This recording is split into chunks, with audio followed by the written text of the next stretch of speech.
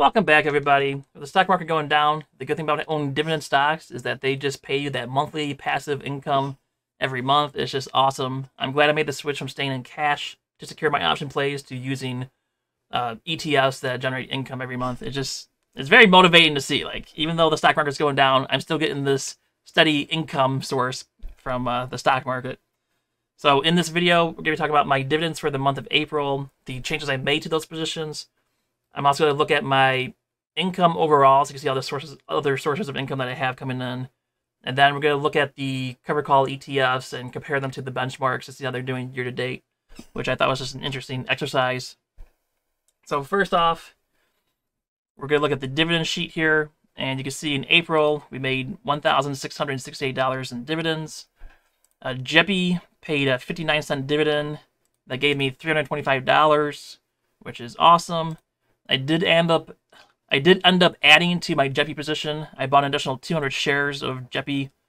So going forward, that dividend's going to be higher. QLYD is my big payer that pays every month.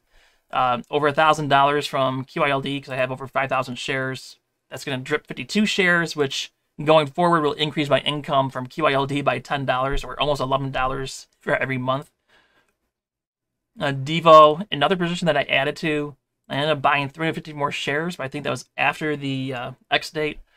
So DIVO paid me $183 in dividend income off their 15-cent dividend, and that got me 4 more shares of DIVO. MFA was kind of a surprise for me. I did sell my MFA shares finally because I didn't like the news about the split coming up. I thought they might change the buying sentiment to be selling. And basically got out of the position. The X date was in March, so the pay date was in April. So it was nice to see that dividend come in from MFA. It's kind of like that final goodbye, like, thank you, MFA, you were awesome. It's sad to see you go, but thank you for that last little hurrah there. So I'm going to go ahead and hide those columns because after that, there'd be no more MFA coming up. SCHD, obviously no dividend came out because it pays once every 3 months. So when I was buying more of the shares of JEPI and DIVO, it's because the stock market's been down, so I want to take advantage and put some more of that cash that I had from the options income into more dividend stocks. And when I was doing my math here, like we said before, I want to get my QLYD percentage here to be lower. And I want to do that through adding more money into other positions. I don't want to reduce QLYD by selling shares or turn off the drip. So adding to JEPI and DIVO brought those up to 22% of my dividend portfolio. It brought QLYD below 50, which is pretty cool. And then at the time when I was doing this, this was the value of the dividend aspect of my portfolio. And that was almost 200,000. This is probably more like 193 with how the stocks went down after the fact.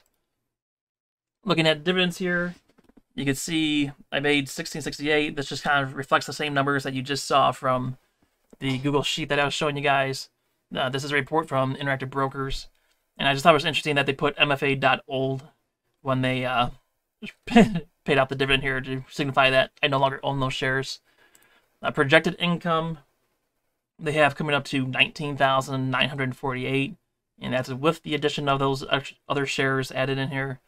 And then the estimated remaining income is $13,616. And now the next part we want to look at is the income tab here. So we know that my W-2 doesn't really change. And I still continue to save 10% for retirement. This goes into an account that just gets 7% every year, which is pretty cool. Here's the dividend information put in. YouTube, I did not have a sponsored video, so my income went down significantly to $330. It looks like ad revenue was going down. But I bumped these up from 200 to 240, thinking that might be the new low of the channel. But we'll see what happens going forward. Like, I'm not really trying to count on this money to live off of yet. But if it ever does get to that point, that'd be really cool. Ko-Fi, I did get a $3 tip, and that was awesome. It made my day when I woke up in the morning and got that email notification. So thank you for that. And then options income was pretty good. 62.33 of realized income. And that brought my income from April to $8,200, which is really nice. Wait, no, something's not right here. Oh, this is sum of non-W2. My bad. So 8,000 plus the 67, was that 14,000 or so. Uh, going forward, I did decide to put in an estimate of negative 4,500 for options income for May. We know I have a $6,000 position that's going to go against me most likely, so I put that in as a prediction. So assuming that I lose 6,000 and then get about 1,500 from the rest of the option plays, it should be a net loss of realized income from options here. But we'll see what happens. I mean, this could be wildly off as we've seen in the past. And down here, I added a new tab that just says like percent of predicted income for the year. And it's just interesting to see that this is down to 52% for my W-2. But let's be realistic, I can't count on generating 30K a month moving forward, so it kind of makes these not actionable things. But if we ever see dividends plus YouTube equal this, then that might be the time to retire early kind of thing and focus on trading and just the YouTube channel. Well, I hope that you guys enjoyed this video. Next week, we do have a bunch of earnings. For me, the big one's going to be AMD on Tuesday. I have some long calls that are out of the money on that, which is not the strategy that I tend to preach, but I decided to take a gamble, and that's going to be an interesting day for me is Tuesday. So we'll see the results on Wednesday for that one. Hope you guys are doing fine. Don't panic and sell the dip. You know, this is probably the best times to be buying assets and getting into the market. Reminds me a lot of March 2020 when the stock market was going down. Everything felt hopeless and nothing was going to happen. And then a year later, people made a lot of money buying that dip. This could be another one of those cases. It might not be, because with the massive inflation that we have in the housing market, like something's got to give here. I think we might see like a housing market like collapse kind of thing, or bubble pop, or whatever you want to call it there, because the interest rate for borrowing money is going up significantly. So the amount of money that, or the purchase price that people can buy for a house is going down significantly. So if people want to sell their houses, they could go for lower prices. It's going to be very interesting these next couple months to see what happens with inflation, rising interest rates, and the housing market being so overvalued right now.